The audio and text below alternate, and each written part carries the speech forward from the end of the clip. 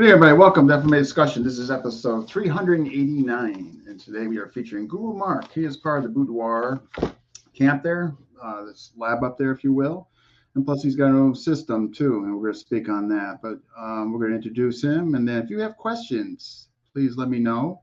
If I don't get to him right away, it's just because I don't want to interrupt the flow. But I will get to him. I do write him down, I assure you. If you're watching, tell us where you're watching from, smash that like button, and without further ado, we're going to be bringing him up.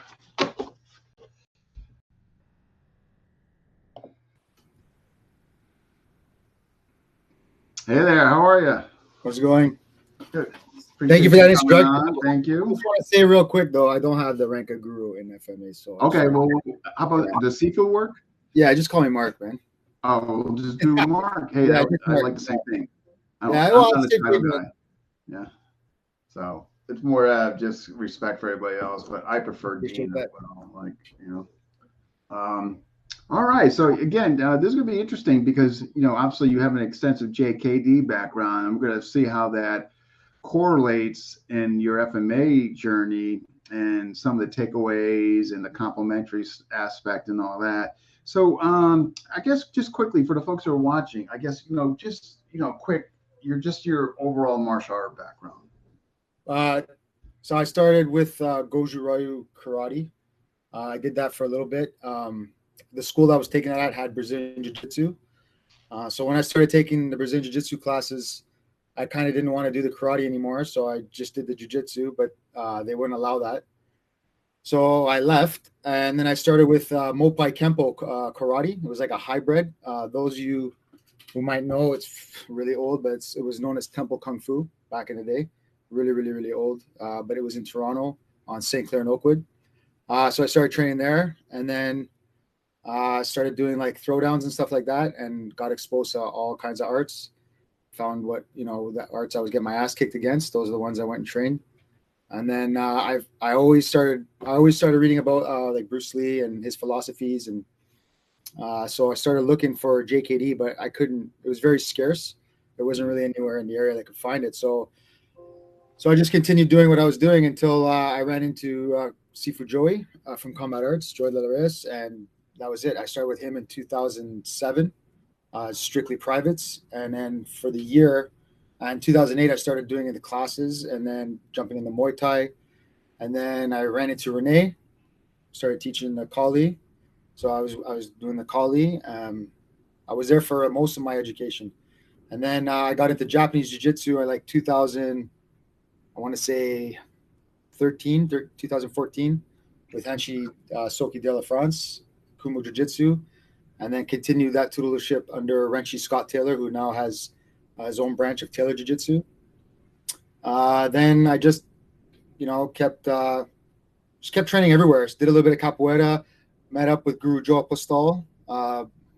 Justin and Paulo had put together a meeting for us to film some stuff. So I met Guru Joe there, started training Balintawak with him. And then the boudoir kind of came out from that. So I just been training a lot of different arts, but my main one I would say would be JKD. That's the one I stick to most, the principle anyway.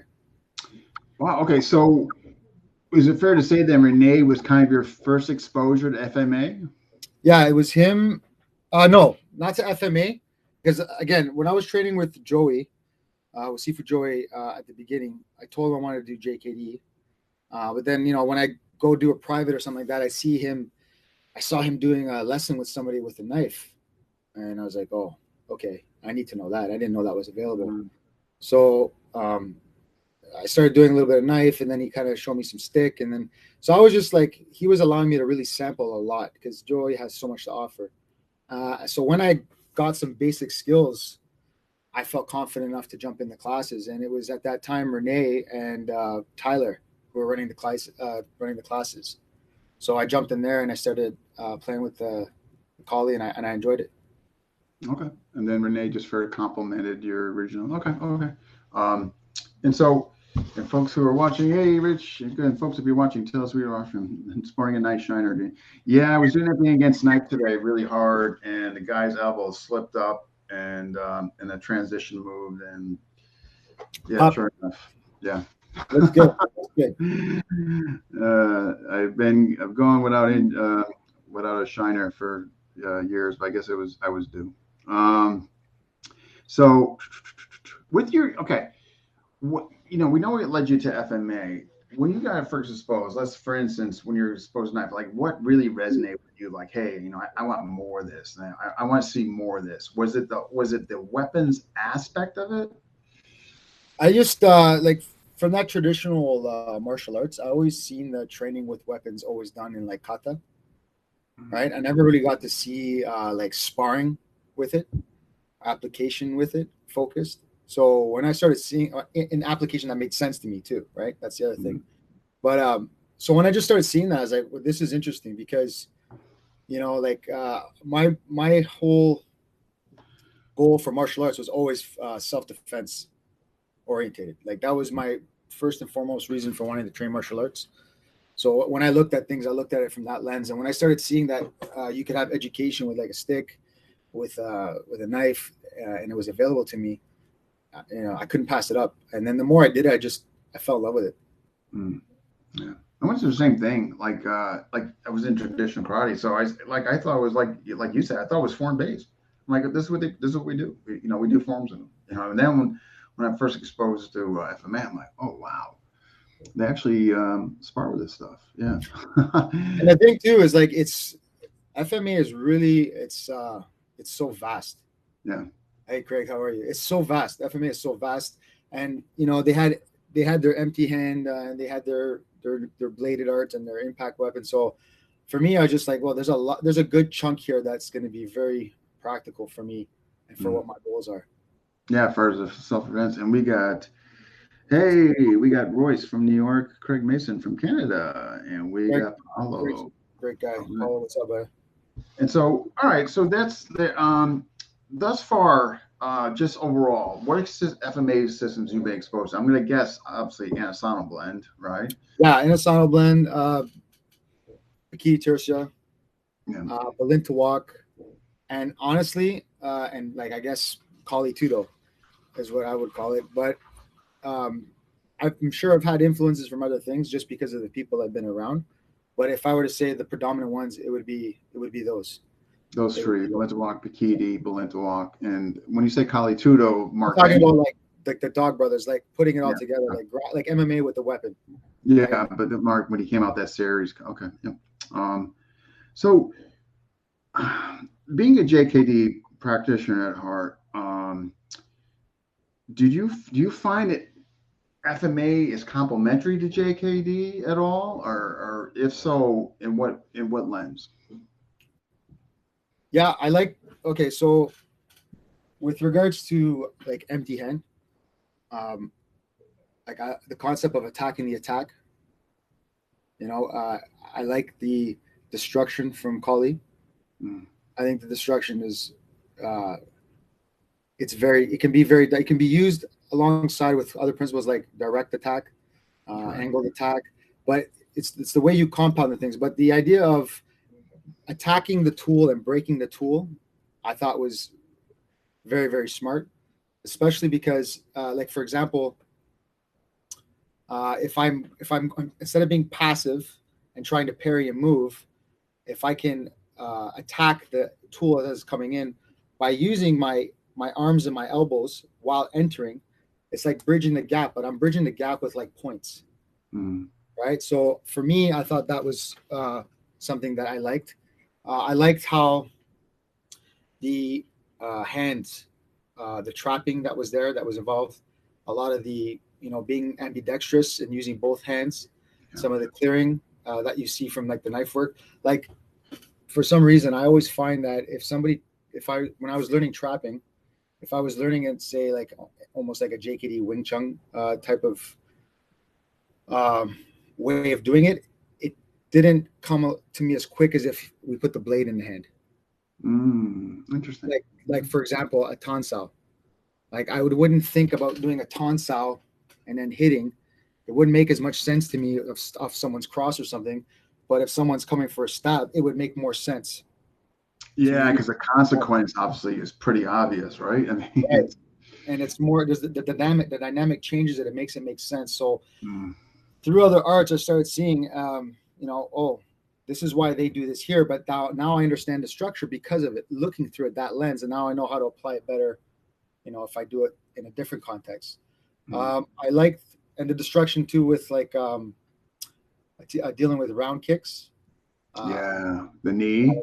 Yes, using the knee, but not just that. It's like you're thinking destruction. So, if somebody throws a round kick, instead of me shielding it and taking an impact, I can use a low line side kick to take out the posting leg and just blow out the knee, because the posting foot is the power of the kick, right? That rotation on the foot allows the hip to move, which gives the velocity for the kick.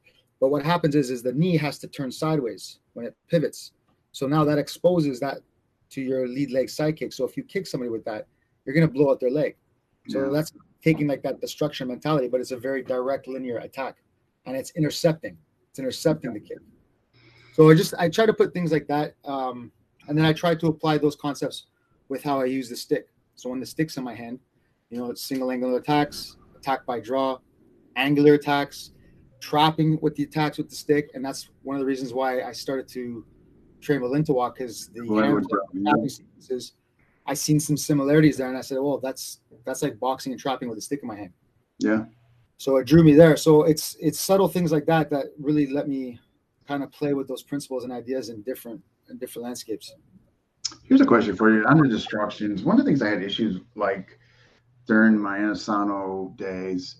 I went through all the curriculum, and at the time, I didn't have the maturity to kind of discriminate. So I just kind of took it all in. But then when I got with a bunch of guys that were grapplers, and they really like to test out things, I really found out what worked. And I love, like, your guards here, man. You're just simply just doing that. It's like the economy of motion of just directing his elbow, catch your punches. When it came to the scissoring, I just didn't have luck with it. And I know you need a boxing background. Well, obviously Western boxing background is going to complement as far as what you're going to pull off and not the understanding of it. But still, I looked at it from a consequence point of view. Like, if somebody is jacked up adrenaline, 200-something pounds, sorry, that's not going to be my first thing. But this. Well, that's what you said. It's not going to be your first thing. But the thing is like, you don't have much to think about after that first thing. But the idea is that and like, for example, if the guy's taller than me, right, he has to punch downward, right? He has to punch slightly downward. So his posture is going to change slightly. Me, if I'm slipping, I have to be very conscientious, because I have to close distance. That means I'm going to have to be very, very slick on my entry, because again, the range is against me. But once I'm in there, I might have a chance, but I got to hold on to him. But when I enter, I use a lot of things like a overhook, for example. Very, very, very simple, because what happens is while I'm moving, if their eyes track me, they track my body moving, they're watching my body go one way, but my hand tails behind, and it's going to hit them from where I was, right? So if I slip or I move out of the way of something this way, and they see my body go this way, and they maybe turn to address it, this overhand can still get over their guard and hit them in the head and deal with that height, because I'm low, I'm out of the way. So I think about using it like that when I do those kind of sensory motions. So if he throws something, if it's something wild and something big and they're taller, for example, instead of always throwing that overhook to their head, when I try to slip, I try to go under their arm, but then I try to mouse the bicep. I'll punch the bicep. And that is something I've been able to land, but I only land it if it's like something that's really telegraphed. I don't necessarily look for that parry, but I'm just hitting whatever's in my way. Like, this is where I'm going. I'm going to swing whatever I hit and connect. But if you catch somebody like that and you mouse them, not saying it's going to end the fight, but it's definitely going to affect, can they keep their hands up? Their arms are going to swell. So now you understand that there's a deficiency there. So that might not be your precursor to start boxing him a little bit more, because he's going to have a hard time lifting that hand up. And if he starts to put that hand up and defend, instead of wasting my time, especially if I'm sparring, let's say my gloves are bigger than the surface area I have to enter, I'm going to start chipping away at what got damaged. So maybe I post my hand like a lanza or a trap, or hands are here, and I'll put my forearm across both levers so they can't move, and I'll smash that, or I'll smash that. Or if I'm hand fighting them, I'll try to elbow that. So it's like because I know I'm creating a deficiency, right? Because the tissue, even though it's not going to stop the fighter and the computer, it's going to damage one of his tools. And that's I can see definitely diminishment, the potential diminishment through a couple of those and all that. I mean, I much agree with what you're saying. I mean, now you're targeting the bicep with a fist, as opposed to I'm taking my middle knuckle. You know what I mean? I definitely could see that aspect. Oh, that was awesome. Okay, first question from Paulo. Let's get to that. So I got questions from Paulo and Martin. Far as JKD, even though we're going to get back to the FMA lane, simple. So Paulo's first question is JKD, simple, studied, what should it be? Sorry, say again, you cut. So Paulo's first question is, as far as JKD is concerned, from a simple study, for somebody new coming in, for instance, which I'm guessing he might be alluding to, what would it be as far as a concept? Well, the three main ways I look at it is it's not meant to be like when you say a self-defense art, people, it's for self-defense, but it's not really a defensive style art. It's counter-offensive. Like the idea is to, at the highest level, you can hit somebody after they attack, during their attack, but the higher level is before the attack, on before, right? Most people, they get good at maybe one or two. Very few people are able to, in the moment, while fighting, while sparring, are able to hit people because you have such a short time to read those subtle cues that this person's going to, like, for example, you watch patterns, right? So people, if you watch people in the gym, a lot of people, they'll do something, they'll do like a nervous twitch, whether it's they touch the forehead with the gloves, they move, they do their combination. Every time they do the combination, they'll touch their gloves. There's a lot of people on social media that do stuff like that. If you just watch, you'll see. It's kind of like that game, Mike Tyson's Punch Out. You just got to watch what the thing is before, and then you hit it with it. So when you start to watch someone's play, someone's footwork, someone's movement, what their cues are, you try to watch and be in the moment. And the idea is you have to, like the flow like water. You can't be just flat-footed. You can't be over movement. You kind of just have to be in a rhythmic cadence so that at any time I'm able to throw from where I am, because those opportunities come very quickly, and you want to be able to execute and strike before they let off. That's, I think, for me, the highest level of JKD is where I can attack somebody when they're thinking about, right? Because think about that in a self-defense. If I'm in the street and somebody approaches me, first thing, as all martial artists should know, or anybody with some training, we need to give ourselves time and space. Why? Because if you don't have time and space, how the hell are you going to react to somebody's movement? Yeah, I say that all the time, man. Distance is going to give you time. Time's going to give you options. It's a no-brainer. And here's the thing, and this is not to sound like a tough guy at all, but I came from before I learned martial arts, I had been in some violent situations. So I understood what violence looks like. I understood what chaotic, violence looks like. So when I went to train, I was able to have already a reference that could filter out a lot of bullshit. And that's why when I saw with Joy and when Renee and those guys were teaching there, I was smart enough to recognize, okay, this makes sense, because it's all stemming from that. You cannot possibly react to a knife attack if you don't see it coming. If it's this close, if the person's already in here, you've already lost. You have no time.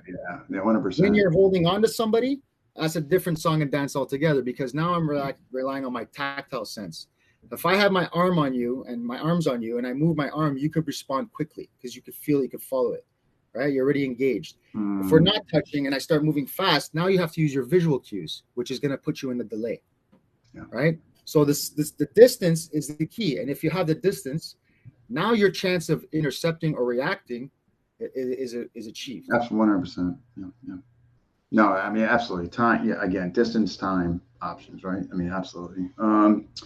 I did kind of, and my apologies, this is on me. I kind of botched Paulo's first question. And again, that's on me.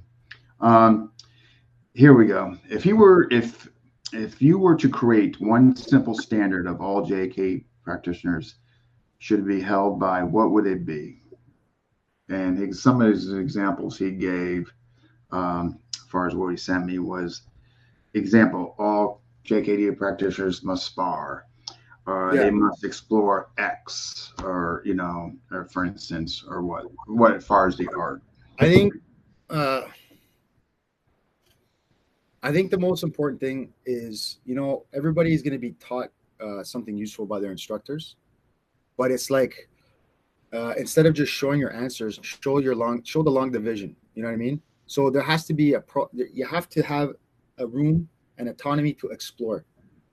So whatever you're shown, maybe learn it the way, learn the mechanics, learn what it feels like, learn how to do it. But then you have to learn how to do that against different energy. It's not, see, like Wing Chun people, if they just play in Chi Sao, they get really good at Chi Sao, but can you apply your Chi Sao? And where are you going to apply your Chi Sao? And how are you going to apply your Chi Sao? Because otherwise you're only learning something at one layer of it, right? So I think students need to spend more time on the self-discovery, because in essence, that's what JKD is supposed to be, right? There are principles, there are theories, but at the end of the day, it's like, it's not supposed to be something standardized. I don't think, exactly. In my opinion anyway, and who gives a shit what I think, but that's no, I totally agree with you. I thought it was really, like you said, it's so individual, self-expression, But I would say too, though, like, spend a lot of time. You should be very proficient in your lead tools. You should be lead tool heavy, right? Yeah. Like, the whole point, one of the things is closest weapon, the closest target, right? Yeah, I want to try to keep my opponent away, and if I want to strike him, I'm probably going to have best results with my lead tools, right? So your longest weapon is like your teep, your front snap kick, your side kick, your low line G-Tech, your finger jab, your vertical punch, your horizontal punch, your palm, your Wang Jern, your Jik Jern. Like, these things are all there, and they should be like, if opponent enters, I should be looking to hit, not just step back. And if I step back with the hit. My stance to create that traffic that can occupy that center line. But if you're really good with the lead tool, like even a boxer, you look at it in a boxing context. If the boxer is really good with his jab, he can use it as a measuring stick, but he also can use it as a pilot hole to set up the heavy shot. Oh yeah, right? Control the tempo, control the distance, absolutely. Right. If you look at Muay Thai, it's the same principle at play, but under different circumstances, different rules, and a different flavor. But that teep manages the distance. It's a single direct attack. You can hide it. You can add a combination to it. All those things still apply, but they're using that teep to keep them in distance. They're occupying that center line, and it's the timing of intercepting the movement when they try to gain real estate. So all of these are JKD principles. So it's not just a matter of learning it through the JKD lens, but like, take this idea now, and how can you translate this to other arts? How can you really recognize the principles in anything you do? Yeah, absolutely. And I've been at a JKD community. I saw FMA, and I kind of put it on the shelf, not entirely. But I guess my question to you is, are we, generally speaking, since you're in the community more than I am, or you're seeing more of the community than I am, are they still really emphasizing lead hand, lead tool? I mean, that's what was given to me. I mean, the emphasis, man, was on that intercepting lead tool, whether it was low line, high line, and like you said, you're backing out if they're coming forward.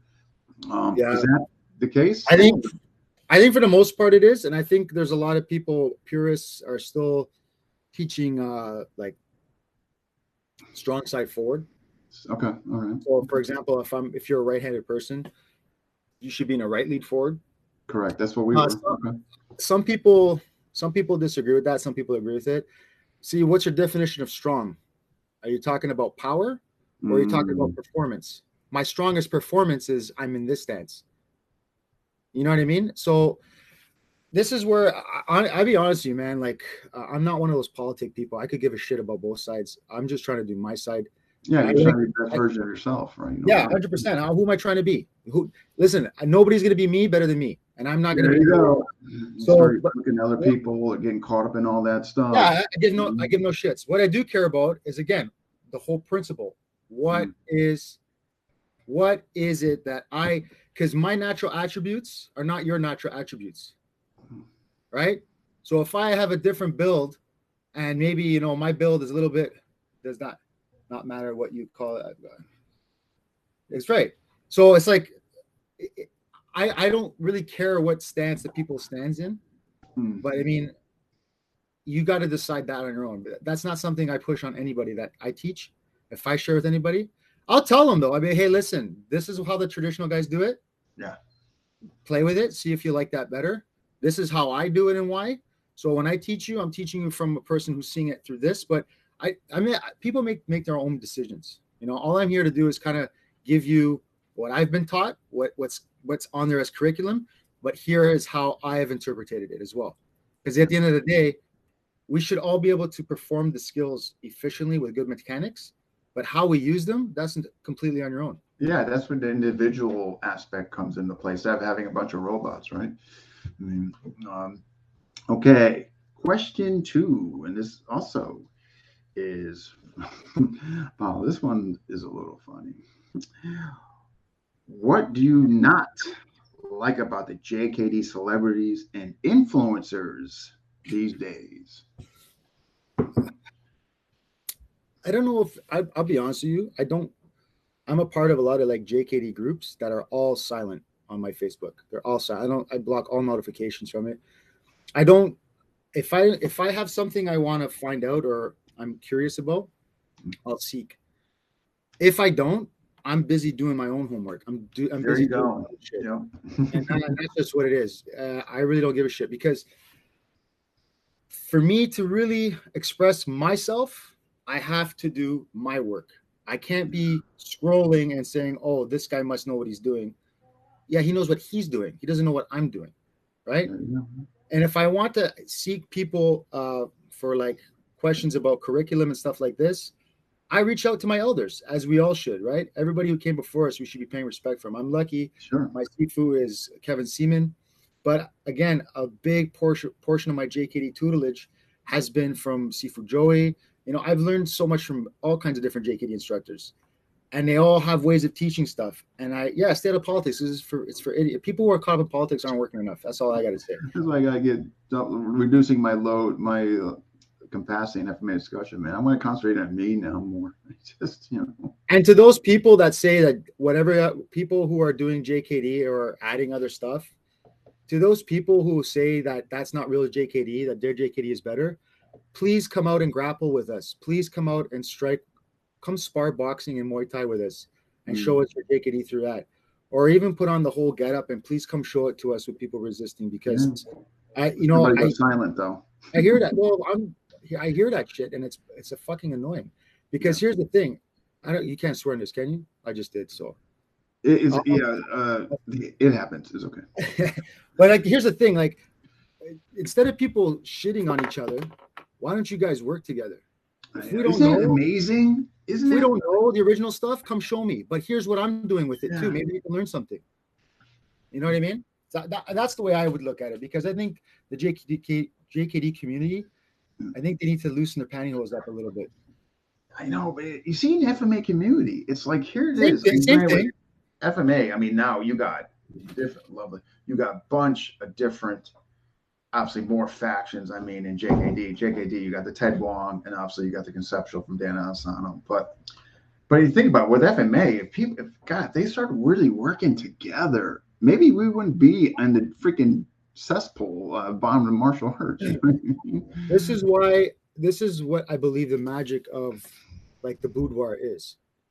This is a group of people who don't give a shit really about ranks and Kevin Seaman, he's a gem. I was very fortunate to meet him. But this is what like-minded people Richard. Good. Nobody's gonna be offended. Awesome. More babies. Has more babies. I hate this. You know what? I would wish I could disagree with Justin. I wish I could say that's not true, but honestly, I just think that as martial artists, right? No matter what art you're in, it seems to be these babies are there too. Because it's across the map. Yeah.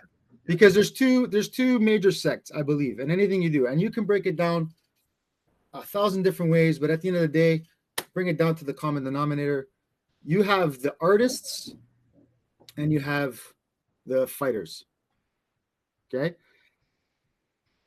And there's nothing wrong with either or. Yeah. The problem comes when the artist doesn't want to be the fighter, but they don't want to tell you they don't want to be the fighter. Mm. You know, because some things are about the art. They're about the message. They're about the tradition. They're about the the terrain, the circumstance, and they hold to those things because it keeps them connected to ancestors. And Sure. this is a beautiful thing. But some of those things are not going to be what you're going to want to do when you are under pressure against somebody who wants to fuck you up, right? Yeah. So where's the distinction? Does that mean now that you say, oh no, this I wasted my time on? You got to understand something. If you don't practice whatever you're doing, if you don't keep a part of that for combat, then you're not going to be ready for it. If you want to do it and you don't want to be a fighter, but you just want to do the tradition and you just want to learn this, there's nothing wrong with that. No, if it makes you happy, get you off the couch. Yeah. Absolutely. You're preserving something beautiful. Yeah. But just know what the fuck you are, you know?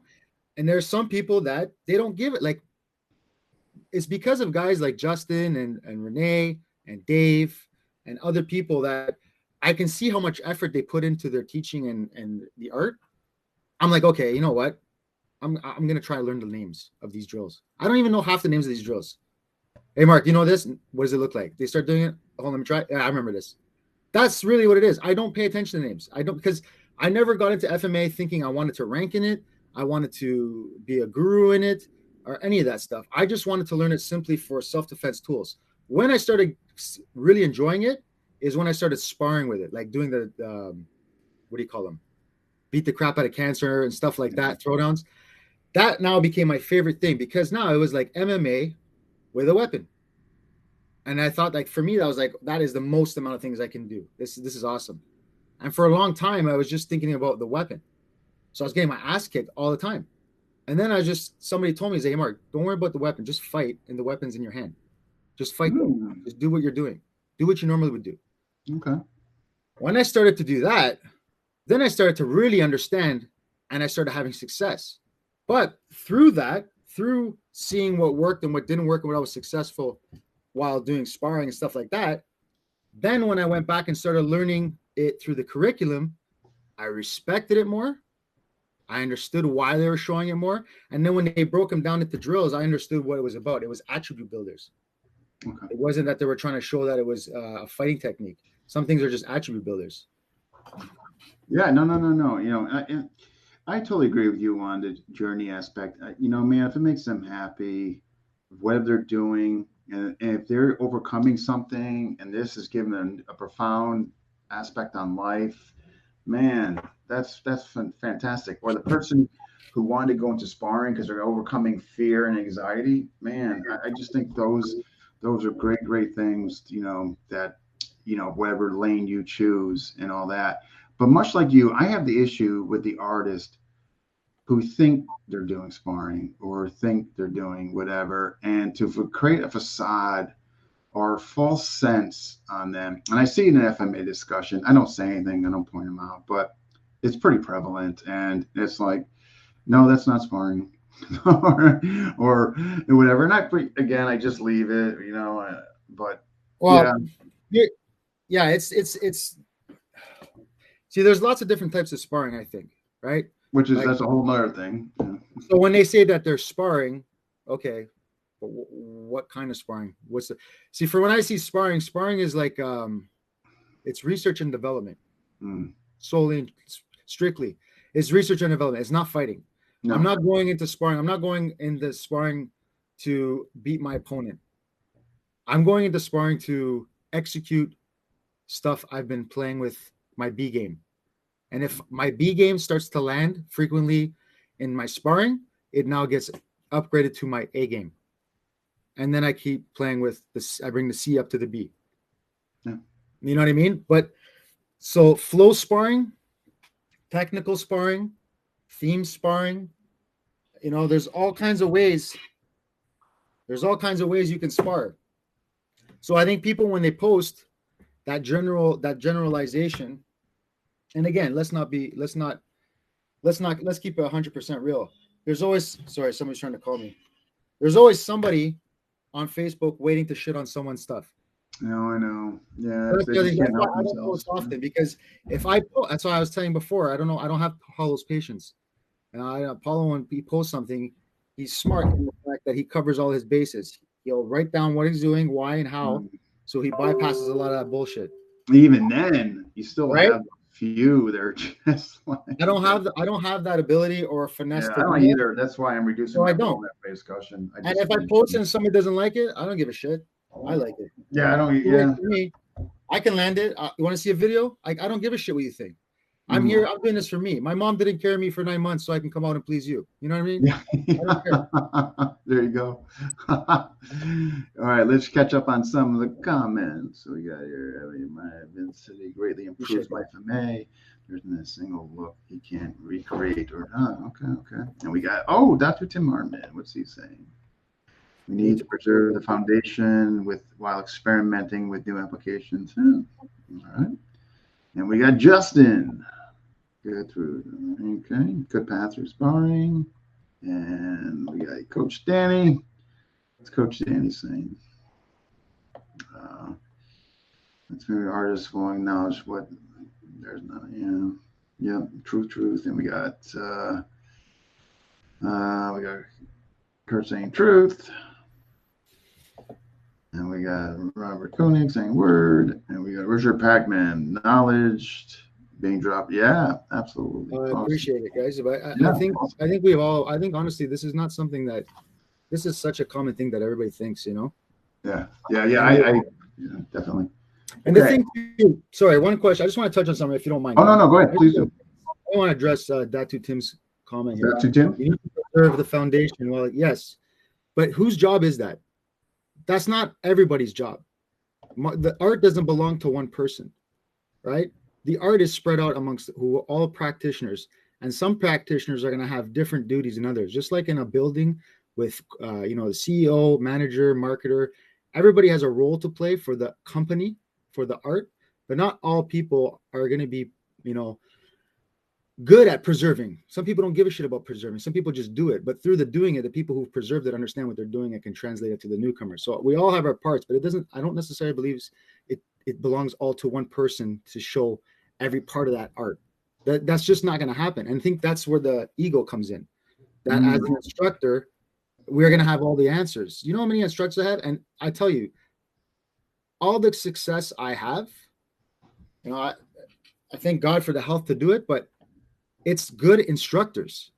Like Joey was a breath of fresh air. I'm lucky I caught Joey early because I went from learning how to apply the trapping that he was teaching me, like combatively right away. Yeah, yes, it is. But there's different instructors who have different styles of doing things. That's what I'm trying to tell you. That's what I'm trying to say. My thought. But having an instructor that encourages you to go seek other instructors. Like if I ask Joey, hey, can you teach me this? He'd be like, I'm not as good at that, but here, you should go to this person. He knows more about it. That's a treasure.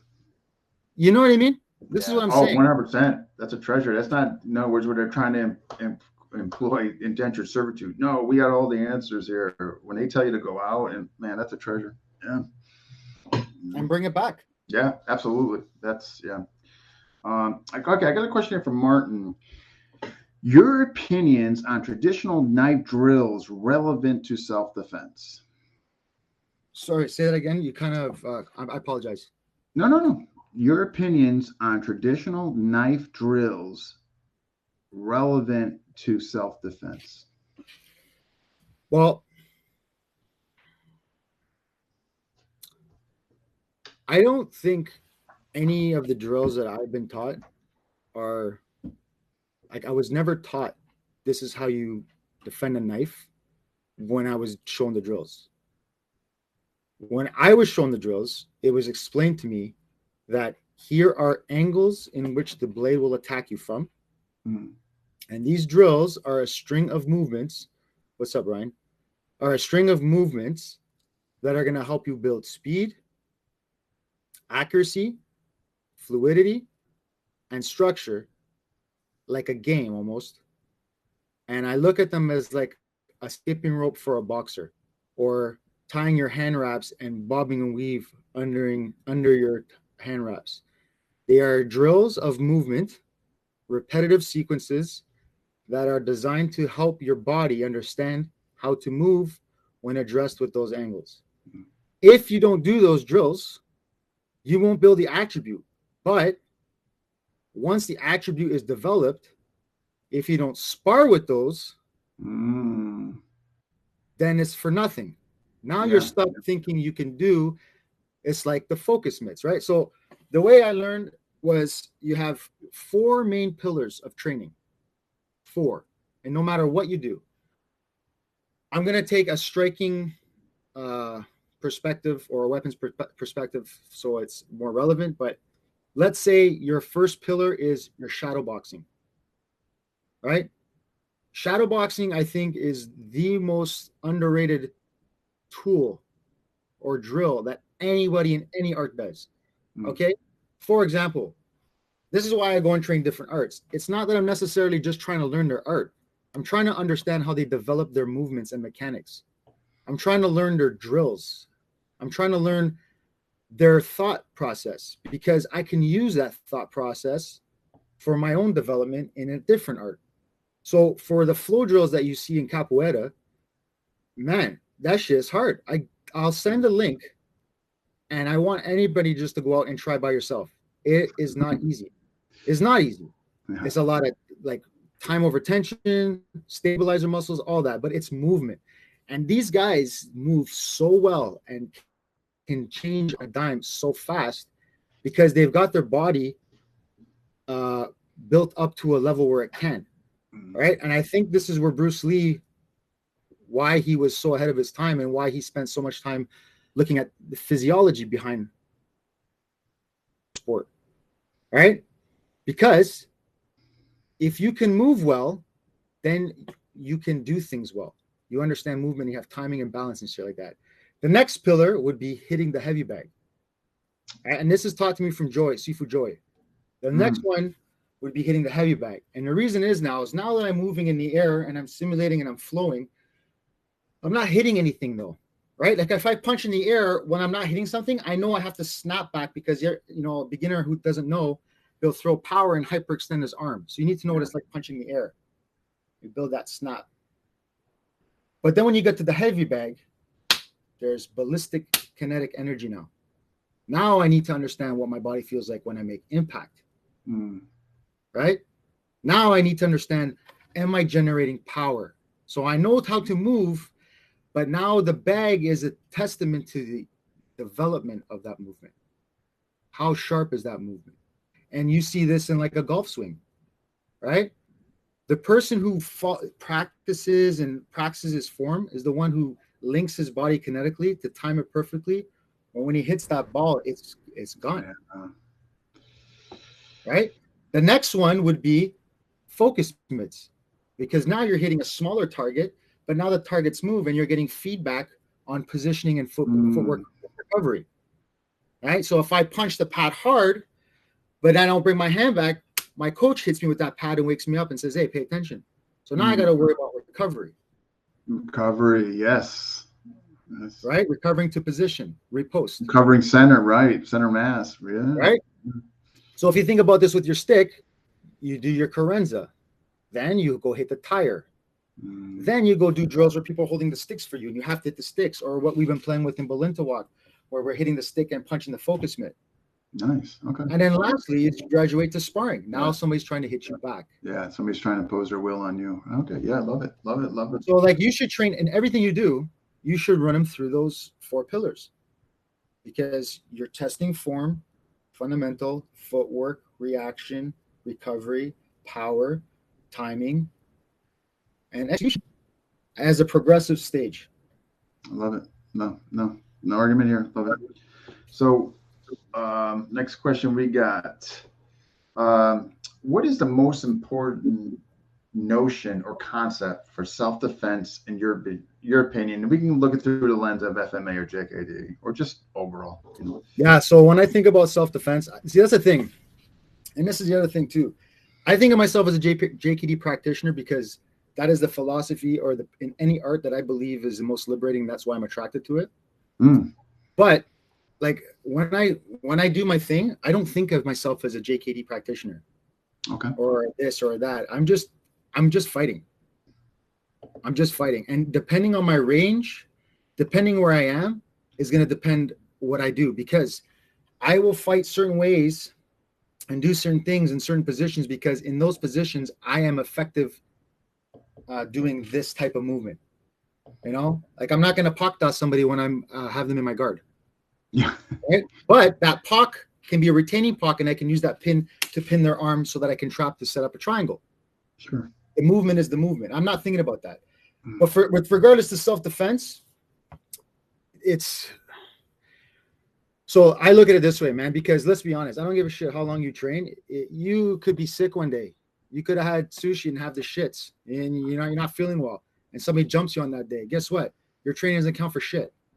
Yeah. Let's just be honest. How long you been training? You had a black eye here today. It happens. Yeah. Right? It happens. Everybody happens.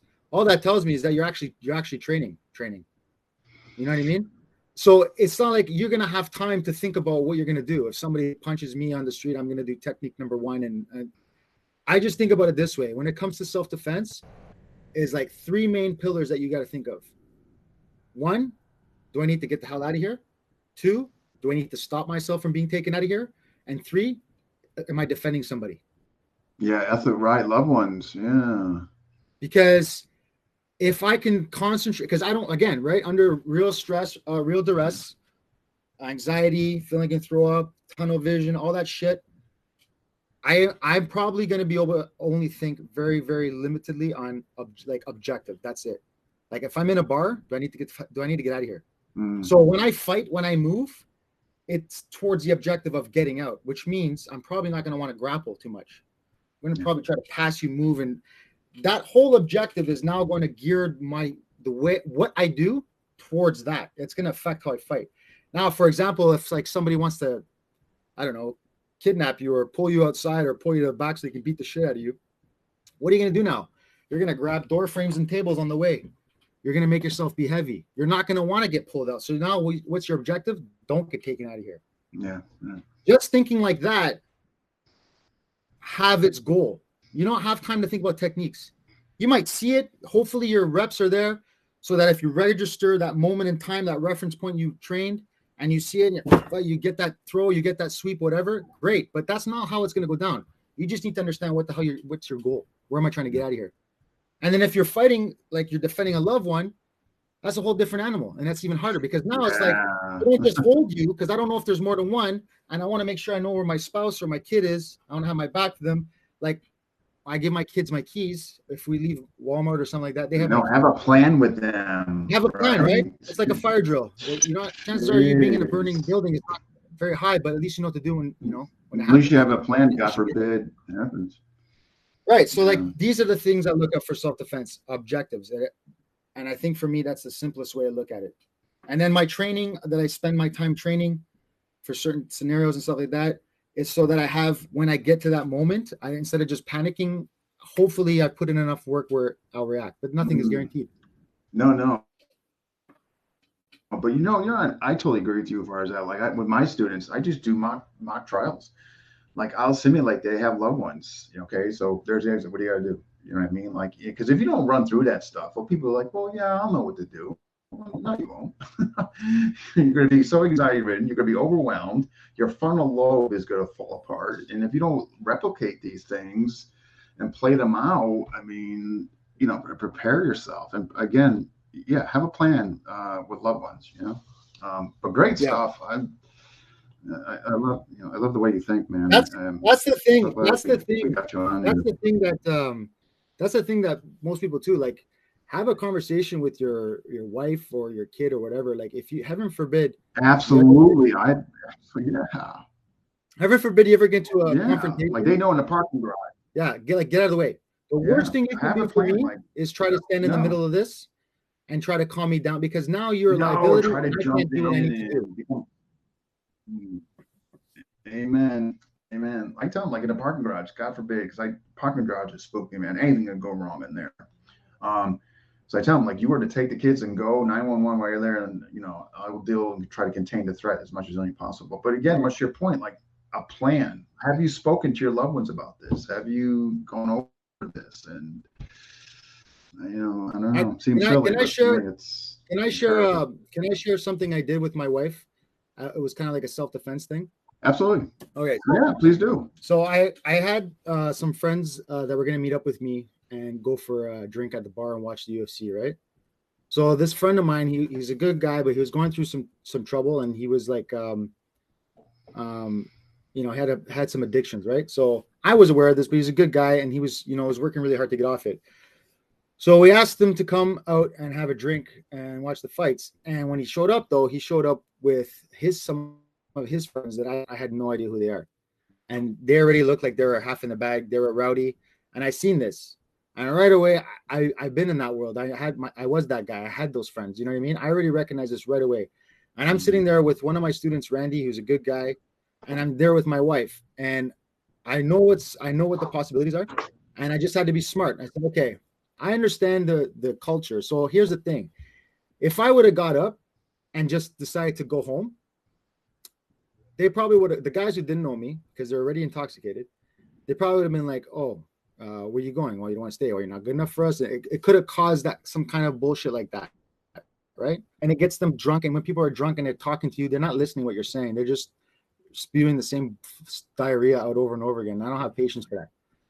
So instead of dealing with that shit or causing a problem or causing my friend to feel like, hey, no, don't leave. That's because I wanted to avoid this shit because I already knew what was happening. All I did is I went to the bathroom. When I went to the bathroom, I texted my wife. I said, listen, these guys are intoxicated. I watched how many pictures they ordered as soon as they got here. They're already drunk. They're going to get worse. I'm already listening to their speech slurring, and they're loud. This is going to get worse. And they might not fight with us, but they might start a fight that I don't want us to be a part of. When I come back, wait a few minutes, look at your phone like you got a message. Tell them it's your mom. The kids are not feeling well. We have to go. Then I text my buddy. I gave him a heads up.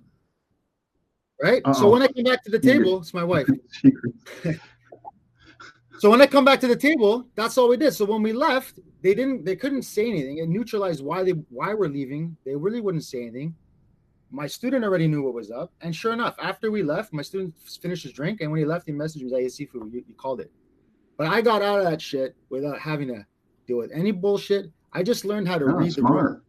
And I had a plan with my wife. And that was it. No, it's awesome. Yeah. Dig it. Okay, next question. Your outlook on sparring for self-defense and students. Is sparring necessary for self-defense, in your opinion?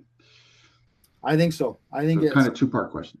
I think it's well, I'll deal with the part where, like, here's the thing, right? If you don't pressure test something, how are you going to know what it feels like? How are you going to know? First of all, here's the thing about self-defense. Most people think about the techniques and shit like that. How about get off your ass and go jogging? Start with that. You want to do these techniques? Do you even have cardio? An athletic person with intent will kick the shit out of a lazy martial artist. 9 times out of 10. 9 times out of 10. Somebody's got a good gas tank, is in shape, and 9 times out of 10. A lot of people training that martial arts nowadays. A lot of people don't even train, but they have a general idea because they mess around with their buddies from watching UFC or shit. But just look at everything on YouTube these days, Right, but just being physically fit. In virtual library. Just being physically fit. Think about it. If you run away from your attacker, right? Or even think about law enforcement, right? A law enforcement guy chases somebody. So he's wasting all that gas chasing somebody. Then when he catches them, he has to still be able to interact and engage with that person. How much more cardio is that cop to do? Right? Same thing as self-defense. If you're running from your attacker, and you're, oh shit, I'm too fat, I gassed out. He catches up and beats the shit out of you. You think you have cardio to fight his attack now? So the first thing is make sure the vehicle, like, take care of your body. That's the first thing. Because guess what? When you learn techniques, you know what helps learn techniques is knowing the technique and structure. But guess what? Power and strength matters. You know what I mean? Power and strength matters, right? So invest in your body. That'd be the first thing I would say. And then, so you're testing your body without testing your body in a fighting context, but you're testing your body through its physical capability and endurance. Then, yeah, test that shit. And the thing is about testing it is like, you got to test it to failure.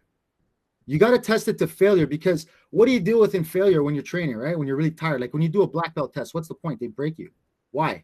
Because you have to build its mind, body, spirit. So you have to be mentally strong to not give up. This is supposed to be your life, or you're saving your loved one, right? You have to be able to be strong.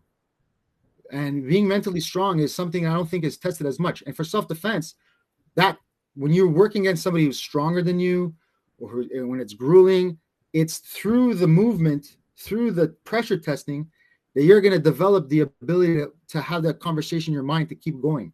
So that when it happens in real life, you recognize that, and instead of falling into that panic, you're like, nope, been here, I can overcome. Yeah, that fortitude. That's why it's important. Yeah, absolutely. Because especially as you get older. Trenches. Yeah, 100%. Like you stop moving. You stop moving, the rust is going to grow in the car, man. It's funny. Like we spend all this time as idiots in a Ferrari, only to have a Ferrari's mind in our old age. We're driving a rusted Volvo. And there's that medium where we're like, they match, they're on par, and that's when we're our peak, and then that's it. It diminishes, right? That's why you have to stay humble too. That's it, and then humility, right? Here we go. Oh, he's here. Oh shit! Here we go, Renee. And then we go, body maintenance for sure, especially as you get older. That Justin, no joke, man. Turning 60 in 2 years, man. I cannot afford not to go to the gym, and Well, look, imagine what you'd be like if you didn't move. Yeah? Imagine what your life would be. Oh my God, if you didn't would be in. Right, you look great for 60. Yeah. You know what I mean? And that's what it's about. Is keep moving, and like I wish when I get older, out of bed in the morning would be. What we got here? We got comments are strolling in here. Let me just bear with me here, and I just want to make sure I'm not missing anything. Yeah, can you physically work for 60 seconds? Most can. Yeah, exactly. Yes. Here we go. Stress inoculation, 100%. What else we got? Strength training is essential. I think the cardio trumps that, but you can't go wrong with strength training. Banging with humble people. Yeah, exactly. Be around good people, good other humble people, similar mindsets. Absolutely. Coach Danny. A shape for you, Renee. This shirt's for you, Renee.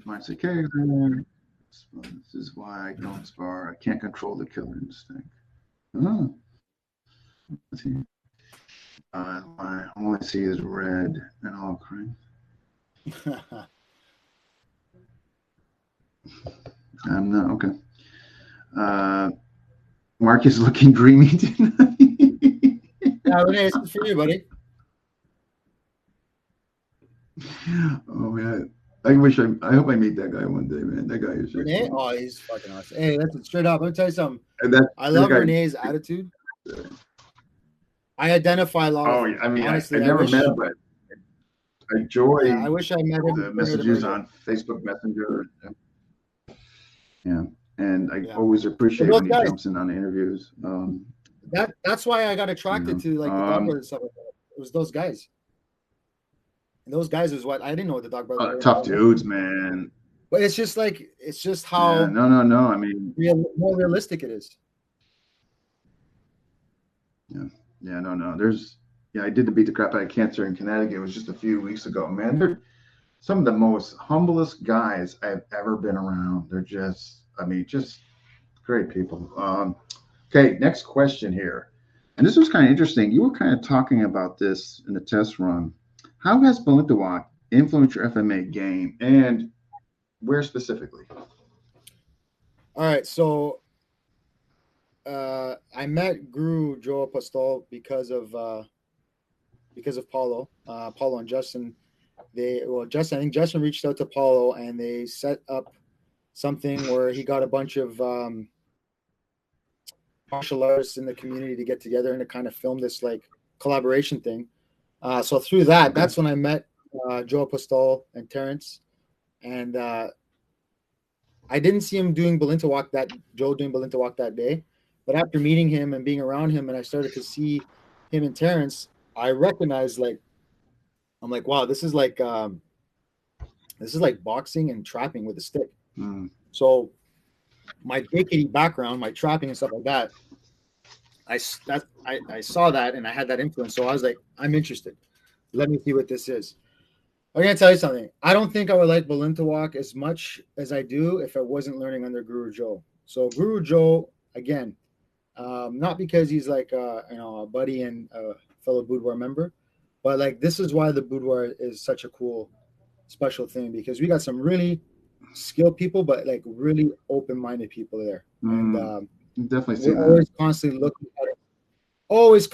how to experiment and test shit out. And it is that makes me attracted to the training. But specifically for Balintawak, so before, if I was to spar somebody or fight somebody, my long range game is like I use a lot of broken attacks. I use a lot of quick, fast entry, fast. I use some fakes to hit, and I stay to the outside. And I do that, and I wait for the person to charge me, or if I get bored and they're not giving me anything stimulus back, then I'll start looking to set up and crash. And usually when I usually crash, like grapple, smother, take down, try to get top position and ground and pound. That's what I like to do. Problem is like you can only do that for so long, right? People are going to learn you, and then it's going to be harder to do that. So that's going to constantly keep you having to learn. So when I looked at Balintawak, what it did is it gave me a puzzle piece in between the bridge. So if I go from, if I go from long range to close range, I'm not just coming into takedown. Now I could use the range, and you know how it is when you're swinging sticks. Somebody zigs when they should have zags. Next thing you know, you're really close, and most people are going to want to wrap up that stick or grab it. Yeah, you get in that clinch, whether you want. Yeah, get in that clinch. And here's the thing, right? Whoever controls the clinch will win the fight. Because no argument. all fights, it always starts standing. It always starts disengaged. Even if you want to stay standing, even in boxing, you will see them clinch. They'll get shoulder to shoulder. So it's just a matter of energy. They're going to meet. It's like a magnet. Yeah, no, it's true. And if you know how to fight, and this is why Muay Thai is so good, because it has striking, sweeps, and they have the fighting inside the clinch. So the Balintawak, when I get in that range now, instead of just grappling, I have the ability now, and I never really thought about it because the stick could be in my hand, but instead of, I don't have room to throw the stick, that's fine. I have room. So now my free hand, I treat it as like what I do is I study Randy Couture. I study Randy Couture's dirty boxing and clinch. And then I say, okay, that's what I'm going to do with Balintawak in close. So I punch my way in, I'll throw my stick, but when I get short range, I'm going to try to get that underhook or that collar tie, and I'm going to punch. And as soon as they back up, I go back to the stick, or I can go to the takedown. But it gives me the ability to hit a little bit, puño, punch. I can box them, and then I can swing them if they back out of that range. So it just gave me one more piece in that small bridging of the gap to grappling that I didn't necessarily think about before. And like the live hand, the jabbing people in the face, jab, cross, and then catching the stick on the back end, or jab, cross, and then backhand as a hook, or jab, throw the stick. If they block it with their umbrella block, whatever, I'm throw that body shot or punch my hook with the other side. So now I'm getting to utilize my boxing training with my Balintawak. And then there's the trapping. But that's why I like to stick on my backhand in Balintawak. Because I can use my front hand to pin, direct, deflect, so that I can throw in my hand or throw in the stick. So there's a lot of good stuff there, man. There's a lot of good stuff there. That's fascinating. The way that we're playing with it makes sense. It's funny you mentioned that. Like your opening statement was kind of like, if it wasn't for Joe, you don't necessarily know that you would have pursued Balintawak or looked at it. And again, I have nothing against it. I appreciate all the FMA arts. So with me, it's, do I have the time? Is it better I refine what I'm currently doing or explore something else? I usually kind of narrow it down to that. But one of the things with Balenta Walk, why I haven't pursued it is that connecting piece which Joe came up with and shared with you. Now, if I had seen that other folks doing that, I'd be like, wait, this is worth looking at. I mean, well, like when I see other people doing, the thing I like about it too is like there's kind of I like when you can see a standard. Like mm-hmm. I can look at it. Well, let me rephrase that. So people specifically from GM Bobby, like the way his Balenta Walk players look, they all kind of have like this certain look to them. And I really think the way that the drills, the development, the techniques, like each level has like a theme to it. I don't know if people know, right? Yeah. So like the grouping systems. There's a 6 group. Yeah, they all have a theme. Yeah. You're absolutely right. So I love them. But here's the thing, right? Like Joe is okay. So the reason why I say that comment about Joe is because Joe understands me because he met me through like the way he did. We do a lot of sparring and stuff like that. Joe knows how I'm goal oriented. He knows what my drive is, right? So he knows how to approach or say things or present things to me in a way where he knows that's what I want. So he'll show me the curriculum and I'll be struggling with something. And I'm like, Joe, this makes no sense to me, bro. I don't understand why I'm doing this. Can you please? And I'll be like, and then he'll sit there and like, okay, let's start playing. And we start playing and he'll be like, oh, I've seen you do this. Or look when somebody does this. What do people mostly do to us? And then he'll was like, that's why this is where we would do it. And I'm like, oh, okay. Now that makes sense. So now I look at it through that way. So when I'm doing it now through like the drill, like to my point before, I look at it through different eyes. Therefore, I give it different attention. Nice. Huh. And he's able to draw that for me, right? Okay. Because because of our friendship, he understands me. So that's the other thing too, is knowing who your instructor is. Are you compatible with them? That's do they realize what you're looking for? What are your goals as opposed to their goals? You know what I mean? And obviously, Joe was looking through the lens of you and what was going to fit you, right?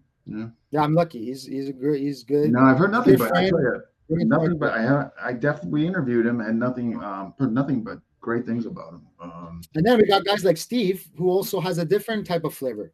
Steve's so now, so now we mess around and I'm learning different shit. Like, oh, this guy does it like this.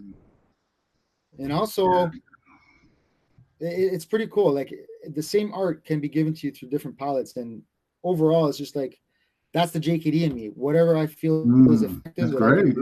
That's what I'm taking with me. What is it? If it wasn't for Blue, we would never have trained PTK, St. Farm Land, before those guys. I wasn't a fan of either arts. Oh, okay. Yeah. And by virtue, right, then you became a fan. Exactly. Right. That's why you have to be like, before you criticize an art. Open, I know, right? Go try it. Because I don't have to like the whole art. Exactly. But there's definitely shit that I'd be like, I'll use that though. Right. There could be something, there could be a gold nugget in there that you could have got, but you totally dismissed the whole art, and now you got, right? You would be an idiot. You would be an idiot to not take something that you could use because of its affiliation or association to something that you I know, isn't that like you would damage your own journey or freaking, curtail it or, not let it fully for its full potential because of an emotional, like, no, I don't want anything to do those guys. I refuse. And you know what I mean? That's crazy. Yeah. Yellow Bamboo, or my new art. Yellow Bamboo. I would like to see that material. Forgot fisting. Iron Palm, the fisting. So speaking of Renee, so he kind of exposed you to Kabir Gabon. So what can you tell us on that as far as how it influenced your current game? Well, I never liked fighting or sparring with double stick. I just didn't. I felt like I always liked the ability to grab. And having 2 sticks in my hand, the way I look at it is I'm limiting myself. Yeah. Yes, I have 2 more strikes to hit because the stick is nothing but an extension of my skeleton. Right? But yes, I have the link. I have the length, sorry. But I've in hopes of getting distance, I've given up an important tool. Mm. Right? Because now I can't grab a stick. I can't grab you and stop you from moving so that I can an index so that I can keep you still so I can hit you. Okay. If we fall to the ground, I now lost the, and I didn't like how I was moving with it. I didn't. But when I started training Kirby Kerbong and with Renee's classes and training with my friend Dave, who's under Renee, I liked how they pointed the sticks forward in that sense. And because of Renee, I was able to meet Sifu.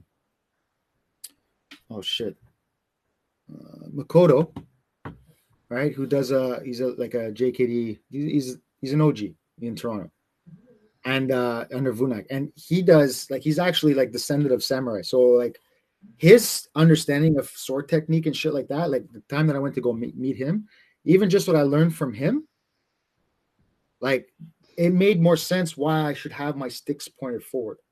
Weapons always pointed forward. So I like that stance in the Kirby. Plus, it was easily translate for like Muay Thai kickboxing. Right? So, and I liked how they would open up. This would be pointed and how the strike would come, but the way that there was like a little movement. So it was like almost like a fake. So for me, I saw attack by draw. So if attack by draw, okay, all right. So I started to land those shots, right? So instead of just with my stick doing like an angle one, right? I do my angle one and they'll either block or roof block or umbrella block. But I do that and then it changes flight path in movement. So it's like the equivalent of like faking a cross and somebody going to parry something that's not there, but now they can't recover in time. So now when I actually punch, they won't make it back to. It's almost like very Ferrete-like. Yeah, yeah. But see, that's the thing, right? And here's the beauty, right? It's all about how you take in information. Because if somebody showed me like a Florete or any of that with text stuff, if I would have seen that kind of movement somewhere else, I would have been like, I don't fucking get it. Yeah. But when I see it done like this, it resonated. Yeah. And so now I take it. So that's for me, it's like I'm coming with the angle, I fake it, no, I come around and hit. I also liked how the end of the sword or the end of the stick had some nice distance. It wasn't like your traditional puño. Like it seems it's pretty long, right? 6-8 inches. It represents the sword, right? It represents how the sword is. But the thing is with that is what I like about that is now it's like that's like the equivalent to an elbow. So if I smash with the stick, I now have the butt end as like an elbow, but I can also plumb around you with the stick. So okay. Right? So it's like holding a knife in pakal. Now I have a grip, a thumb. I have a manipulating surface. And the angles that I can throw like an elbow is like a slash. But now I'm cutting with the stick. So it's like there's some good drills I learned from him that like you're clacking, and then you're clacking into that shorter clack. Because why? You're closing distance. Got it. So for me, I just felt like I like this better. This more suits my fight. Yeah, it sounds fascinating. I'd be honest with you, I know of it, heard of it, seen of it, but no experience actually. And I'm like a total noob at it. I do some of training with it. I go up and meet Dave sometimes last summer, or if I could get to train with Renee, or when Renee was teaching at combat, I would drive an hour just to do his class. I used to love it. But it makes a difference. And so now anytime I put two sticks in my hand, I'm using it that way. No. Yeah, I could definitely. Wow. No, it sounds fascinating. I mean, all right. Question 3 from Paulo. What are some of your favorite stick fighting entries if your intention is to take down your opponent? If my intention is to take, sorry. So what are some of your favorite stick fighting entries if your intention is to take down your opponent? When I usually crash in on my opponent, if I'm being like proactive, like initiating, I either like to blitz, and blitz meaning like I'm not just gonna run in, but like I'm swinging as I'm advancing. Like a running X. For me, I translate it like a straight blast. That is my straight blast, right? Because I'm just moving forward with that stick, right? Yeah. And I'm throwing punches with my live hand. And if I punch you, I punch you. If not, I create a barrier. Okay, right? all right. Or maybe sometimes I catch people's sticks like that too, right? Because I hit it, I'll meet it with my stick, but then I'm trying to grab it right after. And if I grab the stick, then I'm punching. And then that usually helps me because what they're going to do is they're going to hold on to that stick. You grab someone's stick, what do? They squeeze tighter. Yeah. So now their mind is trapped on that.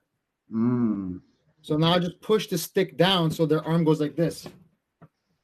Okay. To get my arms around them. So like a body lock or?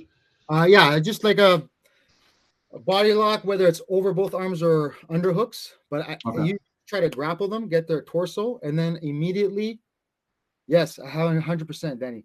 And as soon as I grab a hold of them, I immediately try to get my head under chin, get the head control, and I try to cut a corner so that I'm creating a T. Right? So I'm creating I see what you mean. You're okay, I got you. Yeah, so like I'll come in, boom, and as soon as I'm in, I'll shoot my arm around to grab them so that I end up on their shoulder line with my head on their chest. Right. Because what that does now is I have my stick or I'm holding here, but usually even if I get this first, I'll try to choke up on the stick. And then sometimes if it's a stronger guy, I'll flip my grip so I can do like this is my elbows have to come out. If I flip one, I feel like I can keep him closer to my body. So it gives him less room to fumble. Okay. So if I have that, I'll try to pull it in on the ribs. So what it does is it uproots their foot, uproots their weight. So when I pull it in, the pain compliance on the rib, it helps lift that far shoulder up, which takes that far leg up a little bit to alleviate pain, which then makes them lighter. And once I do that, because I stay to their side, I can front sweep them or I can knee bump them behind their knee, use my head like a thumb to help push their head over their hips as I turn. And usually when I do that, I land in like a mount position. So that's me proactively. Or I'll do that. Or let's say if we lock up or I get here, I'll just use the stick as a double leg. As a double leg takedown. Got it. Okay. Yeah. And suck it in. Okay. If I'm doing it reactively, or like I'm waiting, I'm waiting for them to rush me. So I'm trying to annoy them on the outside. I'm waiting for that moment. It's kind of like somebody pumping the jab. You know that cross is going to come. If I keep out of range, they have to keep measuring, which means like you have more time to time it and see the intention. I'll wait for that one or for that two, but usually for the one because people are swinging wild, and I'll try to blitz in right away and close distance. So when I close distance, I'm coming in with that roof block, or I'm coming in how Renee showed me. Instead of going all the way up roof block, it's like I go up just a little bit, but I'm letting the puño not go high. The puño is going to go into their chest. All right, so I block just enough, but when I enter, this hits their chest, and now I hold them, and I can use that to dig and be an asshole. But usually it's off that. I'm countering their attack by smothering, coming in, and then getting my body lock, and then it's the same thing. I don't keep it too different, right? All paths lead to the same destination. I just want to get to where I'm comfortable and what I'm good at. Yeah, right. Sure. Awesome. Got a question here, and this is from Martin.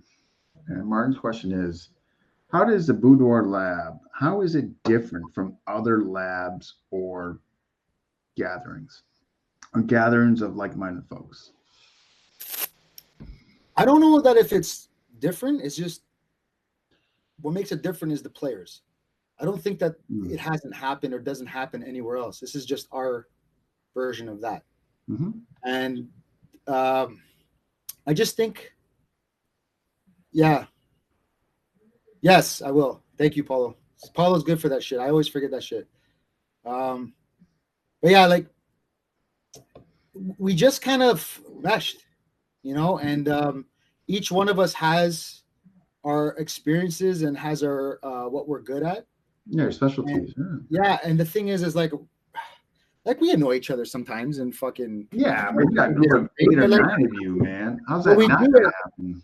But we do it and we squash it and it's when we're arguing, it's because we're trying to find out, the good shit. It's so even when we're arguing, it's for a common thing, right? But it's like, Paulo's inquisitive. Steve has a very unique way of energy changing in drills. I feel like I'm pretty good. I'm pretty well rounded, so I can, I feel like I'm a useful partner that way because I can emulate certain energies. And I think my biggest gift is that I'm able to I'm able to look at things and see how to scene them together. That's, I think, what my greatest strength is, if I were to say my greatest strength. And then you got a guy like James, who's judo black belt, super nice guy, yeah. Super nice guy, super strong, very insightful, very intelligent, articulates well. You got a guy like Ryan, who's like super humble. He's a fucking workhorse. He's always down. He's always game. And then, you got Joe.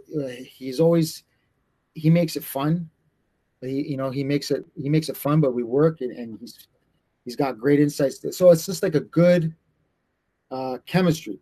And through the chemistry and I think the most important is we're having fun. Yeah, it definitely seems it. Fun. If we don't have fun, then what's the point? That's gonna be a tough afternoons, evening, man. It's all you guys in there together. If there's not fun. And there's days where we mess around, and then there's days where we're serious. So you still got to be serious when you're being serious, but it's good to have that fun. Because if you don't have that fun, it's not going to keep you there. No, that's gonna be chore like. Yeah. Yeah, we're like the FMA Wu-Tang, I would say. Paul's going Backstreet Boys. See, again, there's a difference in people. Actually, I came up with the Wu-Tang. Yeah, you did. When I interviewed you guys, I said, "There's not any of you. Hey, the boudoir Wu-Tang." Yeah. That was a fun interview, man. That was with all you guys there, man. And man, we had all of you there too. There wasn't James was there, Justin was there, Ryan was there. Ryan was new at the time. You were there, Joel, Paul, and all of that, and the boudoir too. A lot of that had to do because of Justin. Justin's the one that kind of reached out to Paulo and got us all to meet. So, good on him. Yes, it's good. It's about community networking, right? Yeah, good on him. So, all right, Paulo's last question. He submitted 4. What would be your ideal job as a martial arts is concerned? So what would be your ideal job in martial arts? Assuming you could just push a button. For me, so speaking of, I like doing documenting stuff that we discover or stuff that we like. Like the online material Paul was talking about. I did a FU stick fighting series 1, which was like baiting and trapping in the clinch to strike and take down. And then the second one was I really, really went and played with stick grappling. I call it jujitsu. So just learning how to do chokes and positioning on the ground and using jiu-jitsu. The whole point was not throwing away your stick when on the ground, because sometimes it feels cumbersome and you want to throw the stick away so you can finish, but at the same time you don't want to throw your weapon. So how can I do this without giving it up? So there's that. There's also the Hubad restoration. There's the JKD trapping for wrestling. But I would like to still document that stuff, kind of just have it. And if people like the FU stick fighting too, that's sold on every continent, right? So I think, but Africa, but it's sold on every continent. It did really well. But the cool thing is I had people from the Philippines buying my shit. Oh, nice. That's fantastic. I'm not even an FMA. I don't even think of myself as like a FMA guy that with any real credential anyway, but people from the Philippines, from its motherland, are buying content. Must have been good stuff. I'm just putting it back out there as a kind of like a thank you to everybody else who gave me something. That's coming in June when things are hot and I got a 10. Oh my God! What do you say? I can't miss about martial arts OnlyFans. But yeah, and then the trapping for wrestling, I like being able to do that because that'll be something I can leave behind. I exist in out there. When I die, that'll still be out there. You're right. You can something. And if I can make a few bucks from it, hey, great. But as far as martial arts, what I want to be doing right now, I haven't done it in a long time, but I'm looking at coaching competitive athletes again. Nice. Last time I did that, I had a provincial and a national champ in K1 kickboxing. So I want to do that again. I want to focus on ranking up in Waco for the coaches and instructors, get into the judging more, get more immersed into that world. I want to help build a kickboxing program at my Renshi Taylor, Scott Taylor's jiu-jitsu school. I run the kickboxing there, Muay Thai. I want to build up that program and, get some titles. I love that journey of building people and helping them be the guy that helps them reach their goals. For me, because I'm 42, I'm still young, but it's like I'm still learning. I'll never stop learning because I love it. But like, what can I do? What can I give back that's going to be fulfilling now? Yeah. I want to be a leader in my community. I want to be somebody who helps get a next generation there and not have them go through the bullshit that I went through on my way here, because that's our job. Our job is to find our journey, and then our job is to fast track the next generation. Yeah, without going through all the crap, right? Right. They still have to make their mistakes, but you try to make them avoid the politics. Yeah, there's where the landmines are. Don't step on that one. So I want to do that, and then I really have been doing well with the training the law enforcement and armed guards at the arena. Again, I met that guy Taylor through Paulo. He mentioned me to Taylor, so I appreciate that opportunity was given because of that. But again, when an opportunity is given, you got to fucking run with it, and you got to put the work in and make it not just about the person who introduced you, right? Yeah. So I make sure I do my work, and so I'm doing that. So I'd like to do more of that, get more contracts, develop myself further, and then eventually what I want to do is move out east. I'm going to take up an apprenticeship training guard dogs, so like attack dogs and stuff like that. I have a friend named Igor I've reached out to through doing the security work and stuff like that. I've had a couple opportunities to work with K9. So I've talked to somebody, and come spring, summer, I'm going to be looking to kind of shadow them, learn that. When I move out east, I'd like to breed the dogs and sell them and train them myself, and then kind of just teach privately. I don't want to teach in schools anymore. Just teach privately and do like online content. Yeah, that's what I do, man. I just teach, man. It's so nice when you get to a point where you can be selective of who you teach and who you don't, and with your time. Yeah, it's nice. Although I don't have into that yet. Sorry, Dean. No. I'm just making sure I haven't left. Yeah, for that stick grappling, you still have to go through the Vimo link. So for the query on there. Go. Yeah, sorry, I didn't come prepared with that. Thank you, Paulo, for bringing that up, though. I always forget. All right, so that's been taken care of. The new link, then. Okay. All jokes aside, Mark is an awesome string being. Always enjoy training with him. And he's a wealth of Renee. Means a lot. Means a lot. Yeah. All right. So Robert, then, as far as this, he's all set. Then he can get the link. Yeah, I'll have to give it to you after. Okay, that's all right. My PayPal account is JKD. Hold on, I have to check that. Sorry, man, I'm horrible for this shit. This is why I bug Paulo about this stuff. I will say this though. I have a friend, instructor of mine. He's one of my original instructors I told you about at the Mopai Kempo. He lost his school and home during COVID. So he's been living in an RV for the last 2 winters, which is, he's such a good guy. He stays so positive. You would never know this about him. But so what I'm going to do is in April, I'm going to be teaching the material from the FU stick fighting volumes.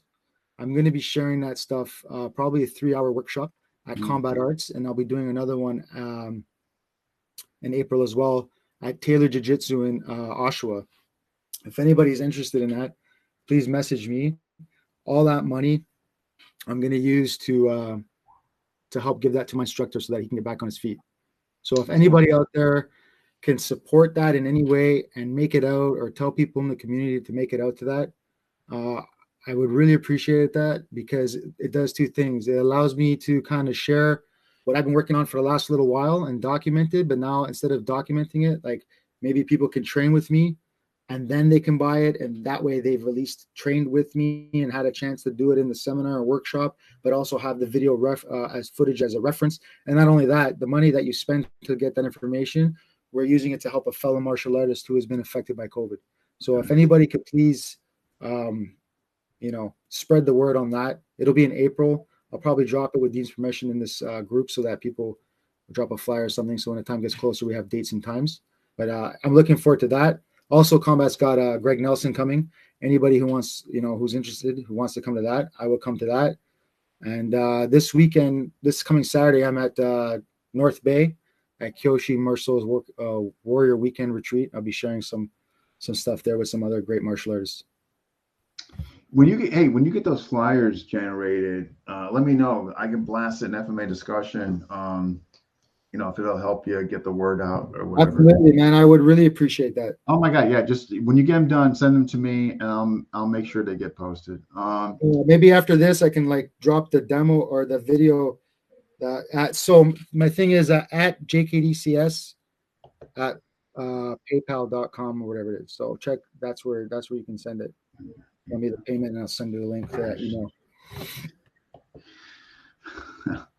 But awesome. Hey, this has been wonderful, man. I really appreciate you coming on, and I hope, it sounds like you've got some great plans coming ahead of you and aspirations and goals, and I hope you meet them, if there's anything FMA discussion can do to help promote those, get the word out, by all means, let me know. I'd be more than happy to do it, Yeah, I'm pretty quiet in this group, but I have a lot of respect for the people and the content that's put in here.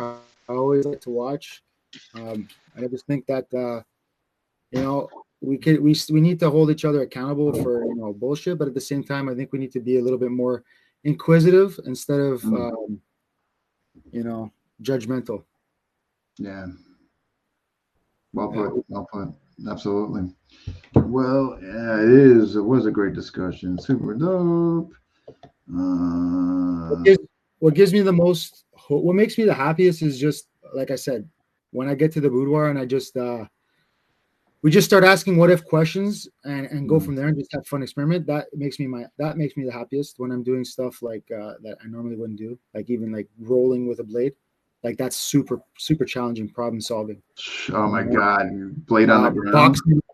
Boxing with the blade, boxing with the stick, grappling with the stick, like things that you normally wouldn't just learn by itself. Like you kind of have to. That's the kind of stuff that makes me the happiest. What makes me excited for FMA are people like. What makes me excited about FMA are people who are willing to work, who are willing to be humble, and who are willing to pay respect to their predecessors. And respecting them doesn't mean following them. It means respecting them. Respecting their work, but respecting yourself enough to disagree, but not shit on. Right? And I like to see that more people that do FMA are doing like more striking arts. They're doing more grappling arts. I think that's huge. And I think for JKD, I think there's some good guys out there, but I think, and I'm reaching out to a few of the guys around my generation. Like there's guys like myself, there's guys like Kevin, there's guys like Nick, there's guys like what's his name? Julius AC, I believe his name, from Adrenaline Combatives. There's some good guys out there who are coming from some legit JKD instructor lineages, but are also not afraid to do their own thing. I think we need to talk, gentlemen. I think we need to set a standard for a newer generation and maybe make some type of alliance or committee that we can start to have like a consensus of what should be expected at certain ranks and levels, or even and start making the JKD community like a Brazilian Jiu-Jitsu community, where we all love it. We're here to encourage our art. I'd like to see a little bit more of that. And I've tried to be an ambassador, but I'm not known very well, and I'm pretty blunt, and I'm not the most I'm just not the guy for the job, but I do have the vision for it, and I would like to help it grow. But I know sometimes being a good leader is knowing when to follow. No, I mean, if you weren't, like you said, I mean, if you could contribute to some shape, way, or form, even though perhaps you might not be the spokesperson, but you still could be of value and just getting like-minded folks together for common-oriented goals. I mean, Yeah. that's great. I think more unity is basically what I'm saying. Yeah, Like, let's put the bullshit aside, just fucking train and no, definitely. Yeah, this is awesome. I'm glad that we got you on here. Yeah, I appreciate it. Oh yeah, no, happy to do. Just don't call it a nucleus. Oh my God, the JK nucleus. What a disaster that was. Oh boy, way back in the day.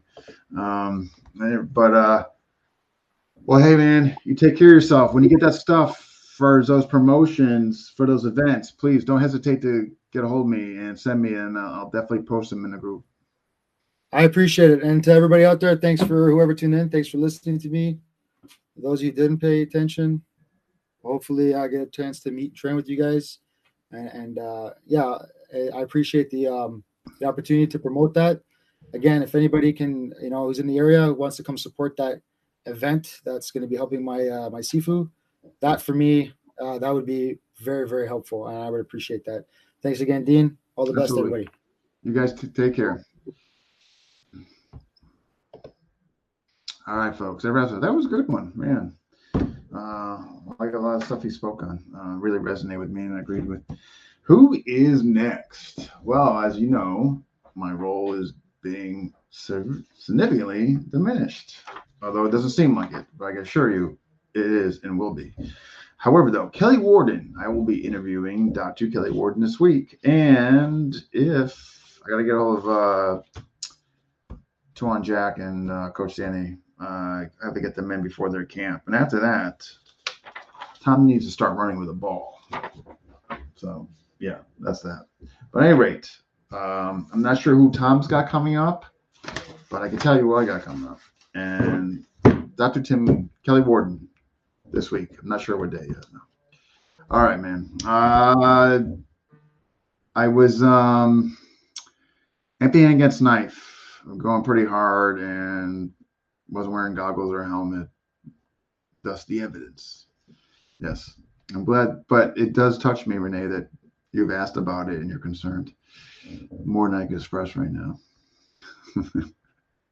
Oh man, that guy's just too much. All right, guys. Hopefully we'll see you next time. All right. Looks good. Thank you.